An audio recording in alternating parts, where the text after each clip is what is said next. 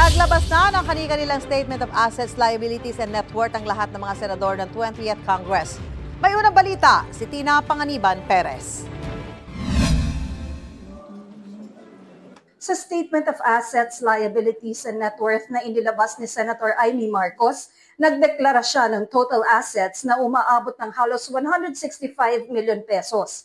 Kabilang dito ang ilang residential, commercial at agricultural lands na nagkakahalaga ng mahigit 74 million pesos, 59.5 million na cash at mga sasakyan at shares na umaabot ng 16.6 million pesos. Pero hindi pa kasama rito ang kanyang share sa mga hindi pa natatapos na proseso sa hatian ng mana mula sa kanyang amang si dating Pangulong Ferdinand Marcos Sr.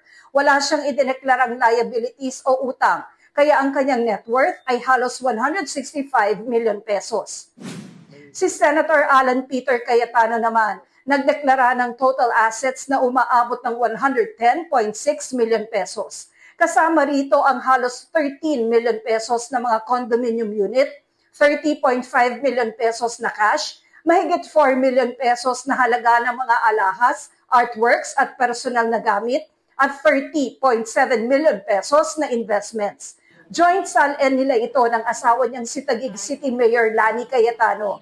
May liabilities o utang silang umaabot ng 1.5 million pesos. Ang deklaradong net worth, mahigit 109 million pesos.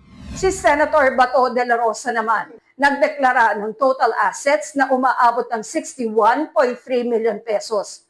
Malaking bahagi nito mula sa ilang residential at agricultural lots na halos 44.7 million.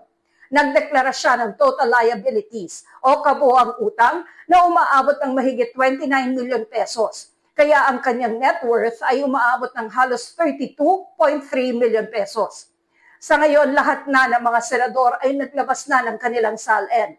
Base sa kanilang mga deklarasyon, pinakamalaking net worth si Senador Mark Villar, na sinundan ng kapwa-bilyonaryong si Senador Rafi Tulfo at kapatid niyang si Erwin Tulfo. Pinakamaliit naman ang idineklarang net worth ni na Senadora Risa Ontiveros at Senator Chis Escudero. Ito ang unang balita. Tina Panganiban Perez para sa GMA Integrated News. Gusto mo bang mauna sa mga balita?